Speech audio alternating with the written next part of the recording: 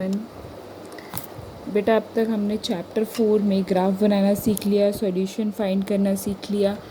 आज हम करेंगे पहले वर्ड प्रॉब्लम फ्रेम, उसके बाद स्टार्ट करेंगे क्वेश्चंस को अपने। ठीक है, तो फर्स्ट क्वेश्चन है हमारा, the taxi fare in a city is as follows.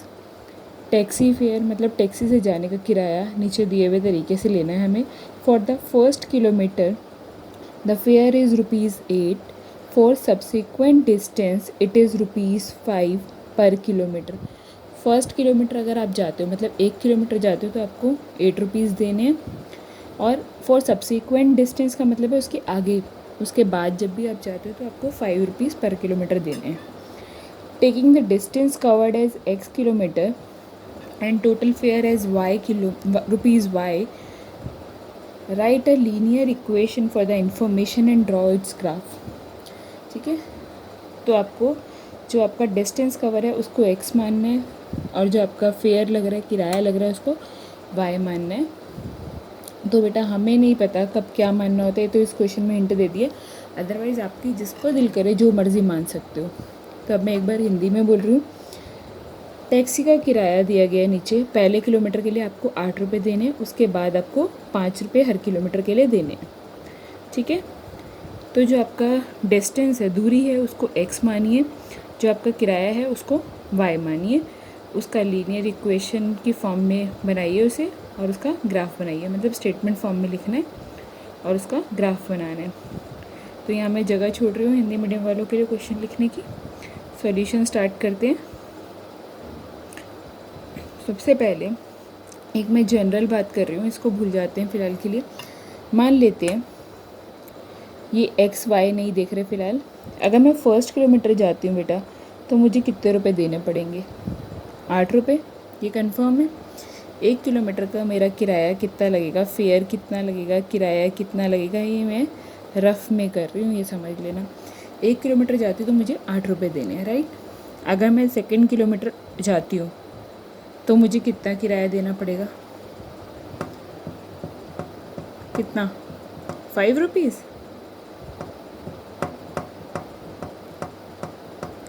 ₹5 देंगे? नहीं, ₹5 तो देना ही देना है। उसके अलावा ₹8 फर्स्ट किलोमीटर भी तो गए, उसके भी तो दोगे, सेकंड डायरेक्ट थोड़ी पहुंच जाओगे बेटा। 13।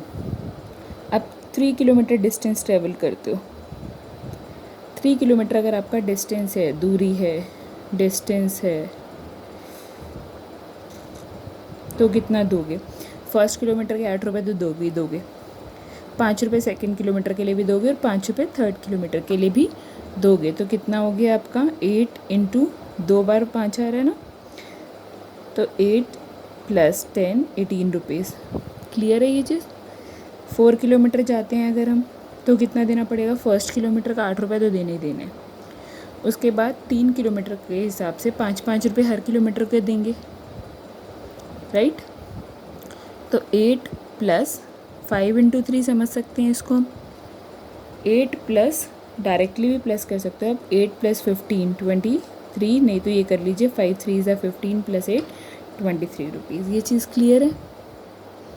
अब मैं 5 किलोमीटर जा रही हूँ मान लेते हैं, तो 8 फर्स्ट किलोमीटर का ₹8 देने हैं, फिर 5 + 5 + 5 + 5, 8 + 5 इंटू 4 करके देख लो इसे, 28। इसके बाद डायरेक्टली इस स्टेप पे पहुँचोगे ना, ₹28 देने हैं। तो अब हो क्या रहा है अगर हम ध्यान से देखें तो बेटा, हो ये रहा है, फर्स्ट किलोमीटर में तो 8 ही रहा, सेकेंड किलोमीटर में 8 तो हर किसी में फिक्स आ रहा है। देखो सेकेंड किलोमीटर में भी 8, थर्ड में भी 8 है, फोर्थ में भी 8 है, फिफ्थ में भी 8 है। बट हो क्या रहा है, अगर आप 2 किलोमीटर ले रहे हैं तो 8 जो है हमारा वन टाइम आ रहा है। 3 ले रहे हैं तो हमारा 8, सॉरी, अगर हम 2 किलोमीटर ले रहे हैं तो हमारा जो 5 है वो वन टाइम आ रहा है। 3 किलोमीटर ले रहे हैं तो हमारा 5 मतलब 2 बार देना पड़ेगा ना, 5 के हिसाब से। 4 किलोमीटर चल रहे हैं तो 1 किलोमीटर तो 8 का दे दिया, ₹5 3 किलोमीटर के हिसाब से देने, राइट। तो अगर हम 5 किलोमीटर जा रहे हैं तो हमें ₹8 देने ही देने हैं, और जो ₹5 है वो कितने किलोमीटर के हिसाब से देने हैं? 4 किलोमीटर के हिसाब से। ये चीज़ कंफर्म हो गई। कि अगर मैं कह दूँ अब 100 किलोमीटर गए तो आप क्या 555 करते रह जाओगे? बहुत टाइम लगेगा उसमें तो डायरेक्टली समझो 8 रुपीज़ तो देने ही देने है ना, प्लस 100 के हिसाब से नहीं दोगे। अब 8 रुपीज़ दे चुके हो 1 किलोमीटर के हिसाब से, तो 99 के हिसाब से अब 99 किलोमीटर के हिसाब से 5 रुपये देने हैं आपको। तो इतना सारा प्लस करने की ज़रूरत नहीं पड़ेगी। 8 प्लस इन दोनों को बस मल्टीप्लाई कर लेते हैं।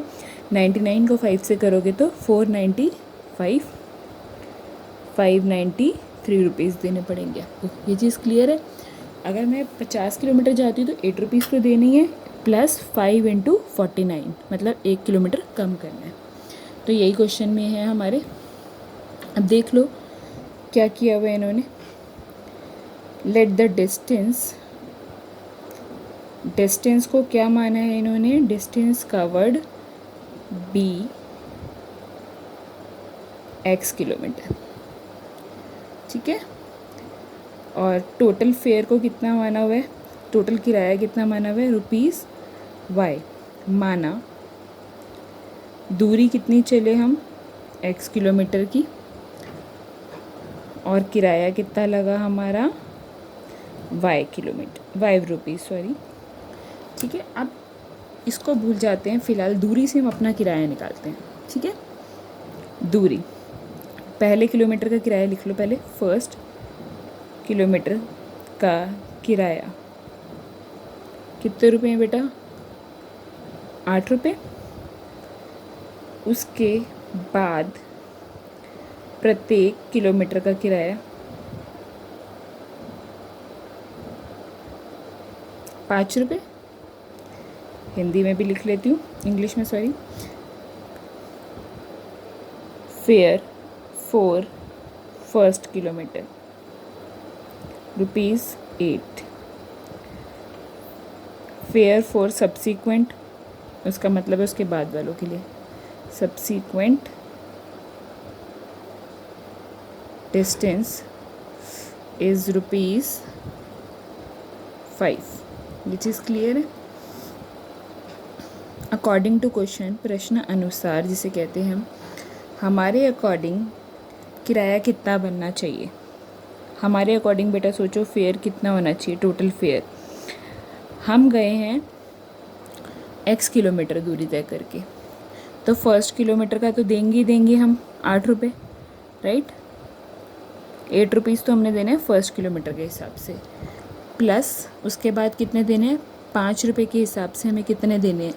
कितने किलोमीटर का देना है? एक x किलोमीटर हम पूरा गए हैं, 8 रुपये तो हमने दे दिए पहले किलोमीटर के। अब हमारे कितने बचे? x - 1 बचा ना, एक कम करेंगे ना। अगर हमारे 10 किलोमीटर होते बेटा तो अब 8 रुपये तो देते पहले किलोमीटर के, उसके बाद कितने देते? 5 × 9 किलोमीटर के हिसाब से देते ना 5 रुपये, तो है ना। 9 के हिसाब से देते। अगर मान लेते हैं हमारे 20 किलोमीटर है, 8 रुपये तो आपने पहले ही दे दिए पहले किलोमीटर के।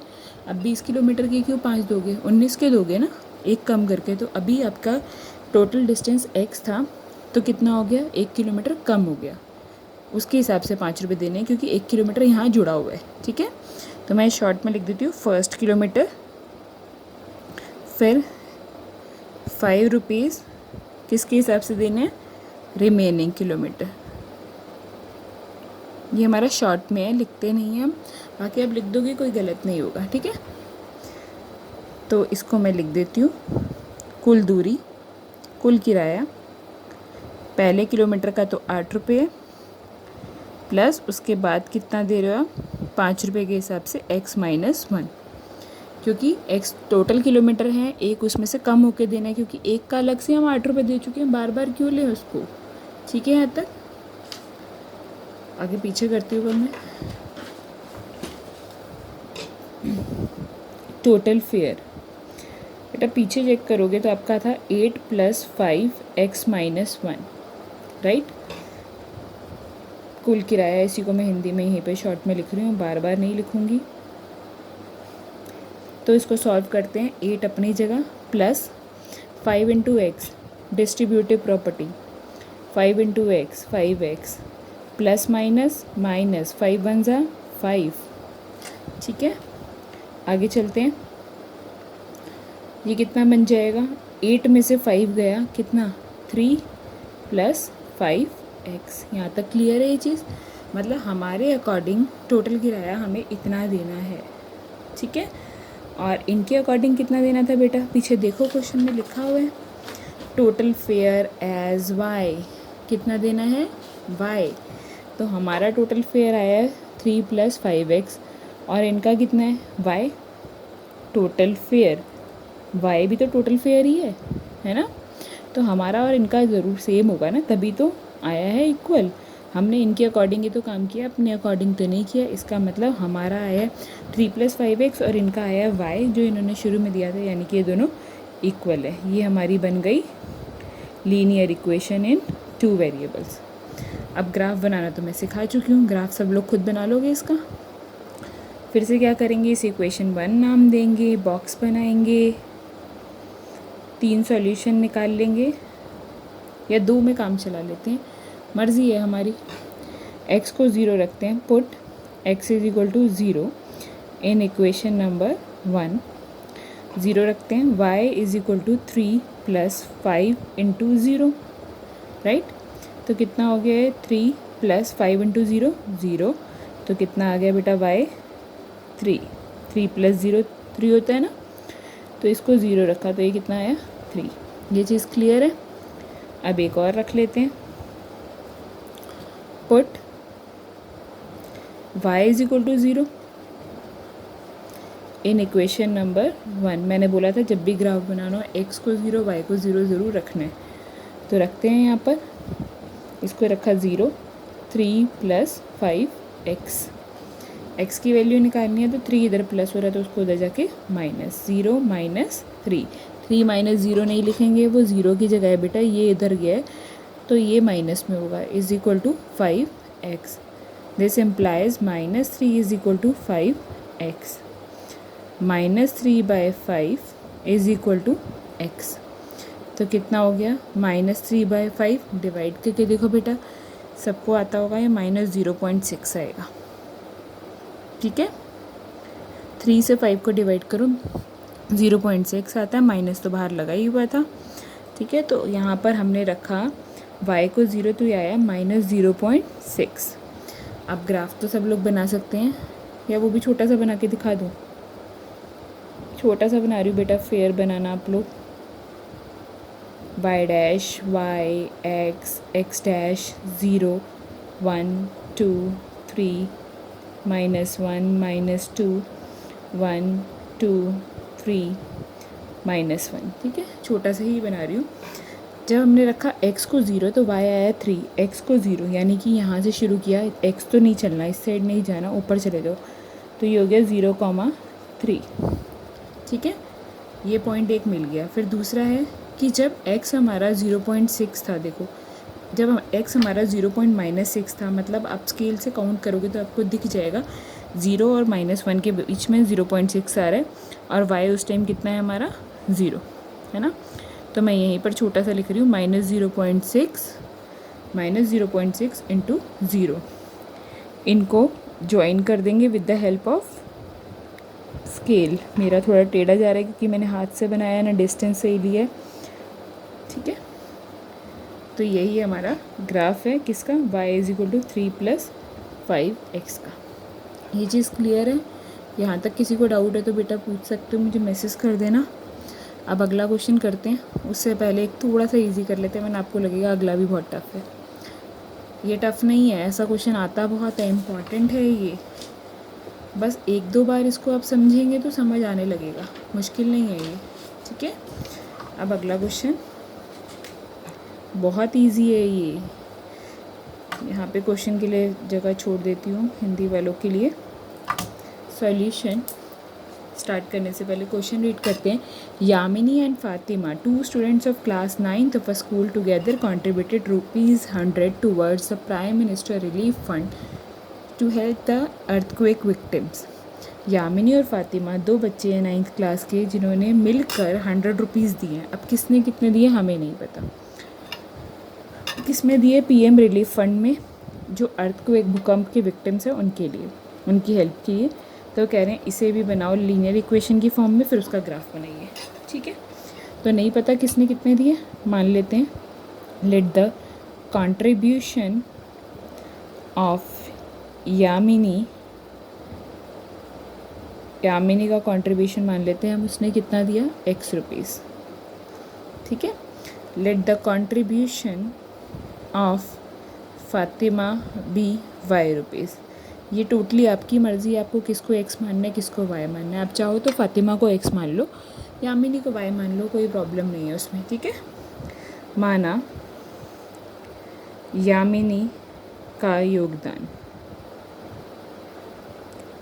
बेटा जिसको x मानोगे या जिसको y मानोगे पूरा क्वेश्चन फिर उसके अकॉर्डिंग चलाना है, ये बात याद रखना। यामिनी का योगदान x, फातिमा का योगदान रुपीज़ y।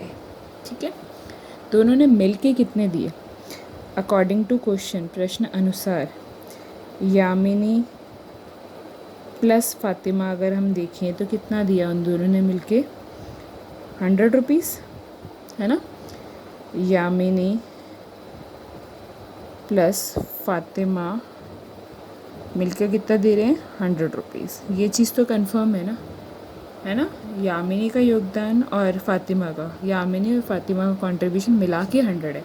अब चाहे एक ने 0 रुपये दिया और एक ने 100 दिया, या एक ने 1 दिया और दूसरे ने 99 दिया, उससे हमें कोई मतलब नहीं, हम तो इक्वेशन फॉर्म में बना रहे हैं। ठीक है, तो यामिनी का हमने कितना माना है, देखो यामिनी का हमने माना है x, यामिनी का कितना है x और फातिमा का कितना है y। तो हम लिख लेते हैं यामिनी की जगह x प्लस फातिमा की जगह y, मिला के कितना हुआ, 100। बन गई हमारी लीनियर इक्वेशन इन 2 वेरिएबल्स, 2 चर वाला रैखिक समीकरण है तो सही। अब इसके बाद इसका ग्राफ बनाना है। ठीक है, बहुत ईजी है ग्राफ बनाना, कोई मुश्किल नहीं आएगी आप लोगों को। 2 सॉल्यूशन निकालते हैं, इक्वेशन ये आई हुई है हमारे पास। ठीक है, put x is equal to 0, x को 0 पुट कर रहे हैं, 0 plus y is equal to 100, तो 0 प्लस y 100 आ गया। छोटा सा टेबल यहीं बना लेती हूँ, इससे काम बहुत आसानी से चल जाएगा हमारा, अगर 0 0 से पास नहीं कर रहा तो। ये x की वैल्यू रखी हमने 0, y कितना आया बेटा 100। अब पुट करते हैं अगला, अब की बार y को 0 रखते हैं, रखो x plus 0 is equal to 100। x कितना आ गया, x प्लस 0 x ही होता है, तो x कितना आया हमारा 100। तो इसको 0 रखा तो ये 100 आ गया। कोई दिक्कत है यहाँ तक? 0 0 से सबसे अच्छा ग्राफ बना सकते हैं, इससे अच्छा ग्राफ हम किसी से नहीं बना पाएंगे कभी। जिसे भी बनाना हो 0 0 लो। तो अब x को हम हमेशा यहाँ पे लेते हैं x dash y dash y dash 0। अब यहाँ पर बेटा अगर आप एक एक का गैप लोगे तो बड़ी प्रॉब्लम हो जाएगी, 100 लाइंस नहीं होती हमारे पास कभी भी। तो 10 10 का 20 20 का जो आपको सूट करे वो गैप ले लो। मेरे पास थोड़ा स्पेस कम है इसलिए मैं 20 20 का ले रही हूँ, आपके पास थोड़ा स्पेस ज़्यादा हो तो आप 10 10 का गैप लीजिए, 10 का टेबल चलाइए, क्योंकि 100 10 के टेबल और 20 के टेबल में आ जाता है। तो जो गैप ले रहे हो दोनों साइड वही लेना है, 20 40 60 80 100, -20 -40, माइनस में तो वैल्यू ही नहीं है तो मुझे ज़रूरत ज़्यादा है नहीं, इतना ही बना लेती हूँ। तो पहला मैं कह रही हूँ जब मेरा x 0 है यानी कि इसी लाइन पे चलना है, तो y कितना है 100, 0, 100। अब अगला पॉइंट क्या कह रहे हैं, जब x 100 है यानी कि यहाँ से यहाँ पर आ गए तो y कुछ भी नहीं है, 0 ही है। ठीक है, स्केल की हेल्प से बेटा इन पॉइंट्स को ज्वाइन कर देना। तो एक इसका ग्राफ बना है हमारा x plus y is equal to 100 का। ये हो गया हमारा ग्राफ। कुछ था इसमें, कोई इशू है इसमें, कोई डाउट हो तो पूछ लेना बेटा। अब आते हैं पीछे जो क्वेश्चन छोड़ा था मैंने जानबूझ के उस पर। If the work done by a body on application of a constant force is directly proportional to the distance traveled by the body। अगर वर्क डन जो है हमारा, जो कार्य है, वर्क जो हम करते हैं कांस्टेंट फोर्स लगाने पर, वो क्या होता है जो दूरी है उसके प्रोपोर्शनल होता है। लाइक अगर मैं आपको धक्का मारूंगी, ठीक है, मान लेते दीवार को नहीं, इंसान को धक्का मार रही हूँ, या कोई चेयर है उसको धक्का मार रही हूँ, तो जितनी बेटा मैं फोर्स लगाऊंगी उसके अकॉर्डिंग ही तो वो डिस्टेंस ट्रेवल करेगा। अगर मैं हल्के हाथों से कुर्सी को मूव करूँगी, चेयर को मूव करूँगी, तो वो डिस्टेंस भी कम ट्रेवल करेगा। लेकिन अगर मैं तेज़ धक्का मारूंगी तो वो तेज़ चलता जाएगा, ज़्यादा दूरी तय करेगा। तो कह रहे हैं जो दूरी है हमारी, वर्क डन है, वो हमारे किस से रिलेशन रखती है, हमारा वो कांस्टेंट फोर्स से, कि हम बल दूरी, वो फोर्स कितनी लगा रहे हैं, बल कितना लगा रहे हैं। ये आप साइंस में पढ़ेंगे कुछ दिनों में। इसका फॉर्मूला है, express this in the form of equation, draw the graph of the same by taking constant. ये बात की बात है। क्वेश्चन लिखने के लिए जगह छोड़ा है यहाँ पे मैंने, सॉल्यूशन।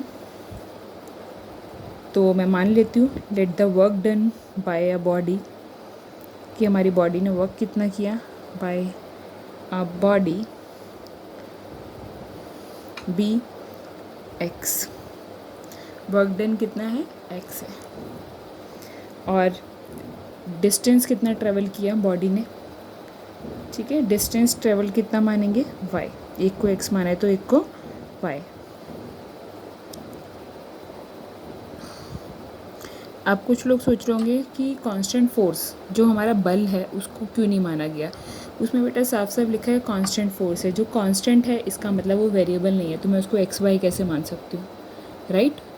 मैं उसको तो एक्स वाई मान ही नहीं सकती। तो कांस्टेंट फोर्स ना लिख के फोर्स लिखा होता तो मैं एक बार के लिए सोचती भी। तो इसीलिए हमने वर्क डन जो हमारा काम है उसको हमने मान लिया एक्स, जो हमारी डिस्टेंस है उसको मान लिया वाई, ठीक है। किया गया कार्य, माना किया गया, पिंड द्वारा है शायद, हिंदी में मेरे को याद नहीं है, शायद पिंड द्वारा ही होगा। पिंड द्वारा किया गया कार्य एक्स, दूरी कितनी हुई फिर वाई। एक को एक्स माना तो दूसरे को वाई मानना है, ठीक है। अब बेटा जब आप साइंस में पढ़ेंगे तो आप पढ़ेंगे इसमें लिखा हुआ है कि जो वर्क डन है वो डायरेक्टली प्रोपोर्शनल है, डायरेक्टली प्रोपोर्शनल है, ठीक है। दूरी जो है, कार्य जो है वो हमारा दूरी के डायरेक्टली प्रोपोर्शनल है। तो ये हमारा प्रोपोर्शनल का साइन है, ये एट द रेट नहीं है, ऐसे, ठीक है। प्रोपोर्शनल का अलग से ये साइन है। तो हमारा x जो है हमारा डायरेक्टली प्रोपोर्शनल है y के, ठीक है। यानी कि डायरेक्टली प्रोपोर्शनल जब हटेगा तो एक सिंबल आएगा x is equal to constant force, क्योंकि कहा है ना उन्होंने कि कॉन्स्टेंट फोर्स की है, कॉन्स्टेंट फोर्स इनटू y। जो हमारा देख लो क्वेश्चन में work done by a body है वो डायरेक्टली प्रोपोर्शनल है किसके, on application of a constant force is directly proportional to the distance travel. जो हमारा कार्य किया गया है एक फोर्स लगाने पे वो डायरेक्टली प्रोपोर्शनल है डिस्टेंस ट्रेवल्ड के। तो कांस्टेंट फोर्स को हमने कांस्टेंट फोर्स लिखा इनटू वाई लिखा हमारे डिस्टेंस को, दूरी को। फिर उन्होंने गिवन है बेटा, ये देखो गिवन है कांस्टेंट फोर्स उन्होंने दे भी दी, कांस्टेंट फोर्स उन्होंने फिर थोड़ी देर बाद बता भी दी कितना है, 5 यूनिट्स। कितनी है, 5 यूनिट्स। अचर बल, हिंदी वाले लिखेंगे अचर बल 5 इकाई। हिंदी वालों के लिए लिख देती हूँ यहाँ पर x इज इक्वल टू अचर बल गुणा में y। ये आप साइंस में पढ़ेंगे किसी चैप्टर में, ठीक है, या फिर पढ़ भी चुके होंगे, मुझे नहीं पता 8th क्लास में, बट साइंस में है ये, ठीक है। तो x की जगह तो रखा बेटा x, कांस्टेंट फोर्स अचर बल कितना हो गया आपका 5y। ये बन गई हमारी इक्वेशन। देख लो दो चर वाले रैखिक समीकरण लीनियर इक्वेशन इन 2 वेरिएबल बन चुका है।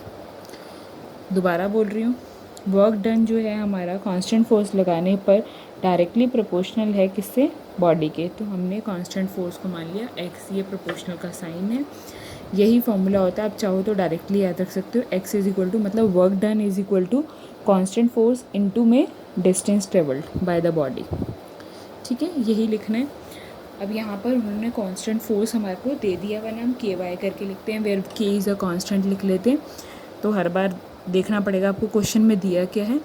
यहाँ तक तो हमारा क्लियर है। उसके बाद वो कह रहे हैं अब आपको ग्राफ बनाना है इसका एक तो।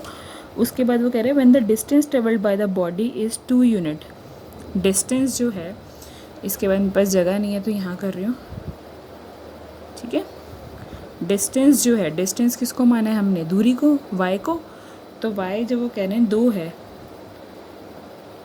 तो बताओ हमारा x कितना होगा। जब y 2 है तो x कितना होगा, 5 इंटू में 2 10, राइट। सेकेंड पार्ट में कहते हैं बेटा वो कि y 0 है, ध्यान से देखना, when the distance travelled by the body is 0, यानी कि दूरी जो है 0 है, डिस्टेंस जो है 0 है, मतलब डिस्टेंस को हमने y माना हुआ है तो उसको 0।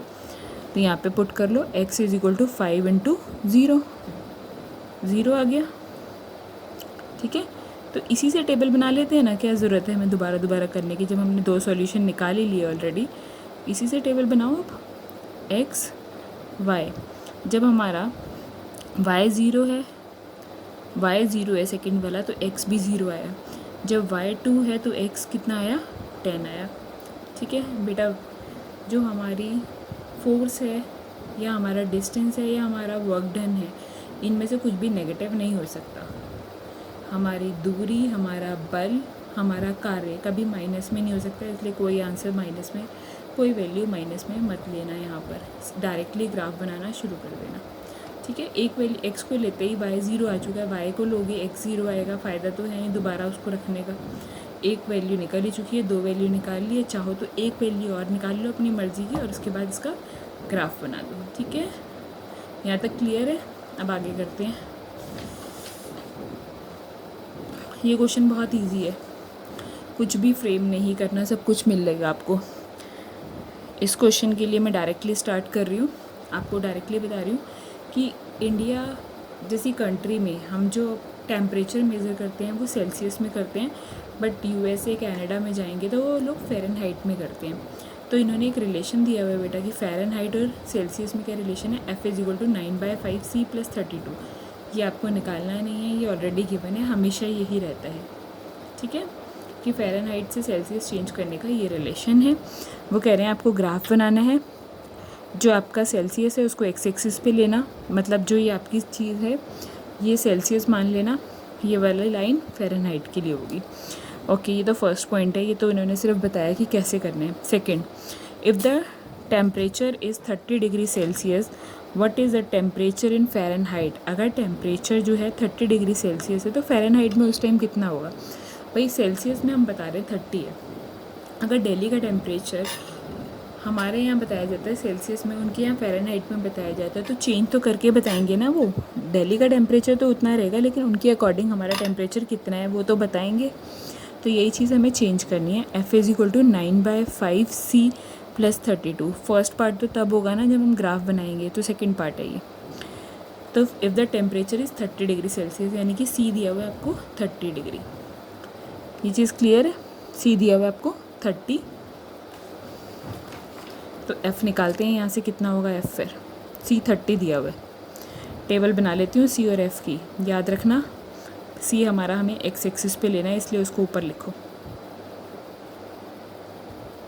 C 30 है, यहाँ पे पुट करते हैं। F is equal to 9/5, C की जगह लिया बेटा 30 + 32, 5 1 ज़ा 5, पहले इनको प्लस नहीं करना, बोर्ड मास है, 5 1 ज़ा 5, 5 6 ज़ा 30, 9 × 6 54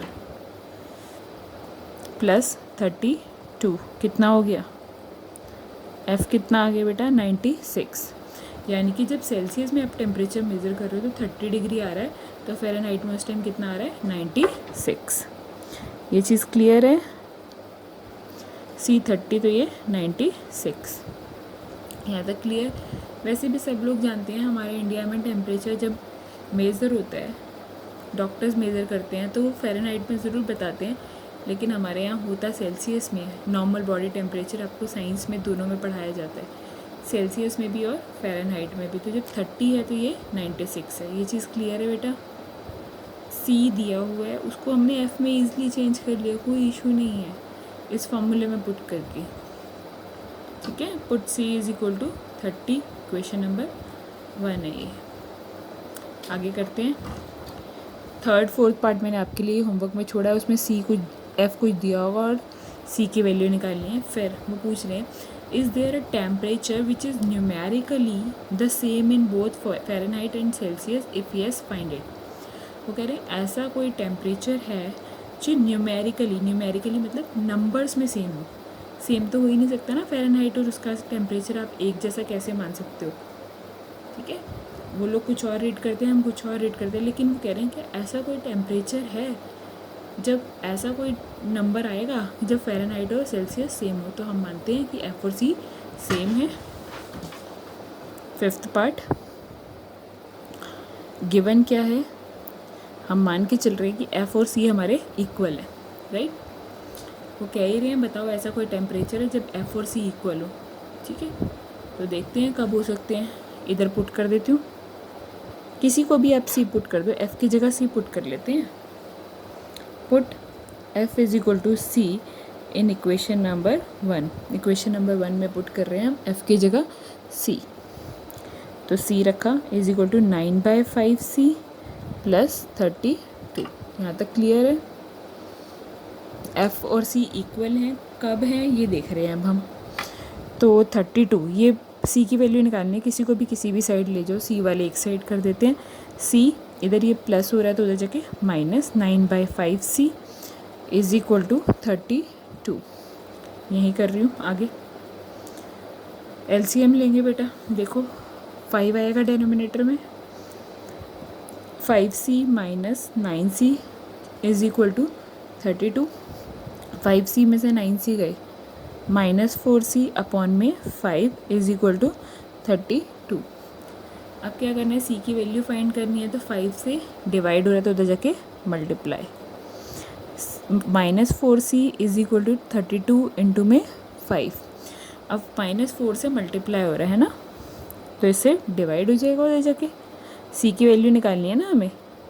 32 इंटू में 5 अपॉन में -4, 4 1 ज़ा 4, 4 8 ज़ा 32। तो कितना आ गया सी हमारे पास, 8 इंटू में 5 अपॉन में -1। 8 5 ज़ा 40 और -1 है तो कितना हो जाएगा ये -40। यानी कि ऐसी कौन सी वैल्यू है जहाँ सी और एफ इक्वल है। कौन सी वैल्यू आई, कौन सी आई बेटा, अभी रखा ही हमने यही था ना, सी और एफ इक्वल है। तो F is equal to C, F is equal to C रखा था हमने, तो वैल्यू कितनी आई, -40 डिग्री। ठीक है, तो ये रख दो, टेबल कंप्लीट करो कि रखा है इसको एक छोड़ रही हूँ वैल्यू, क्योंकि अभी आपने 2 पॉइंट्स करने हैं ना।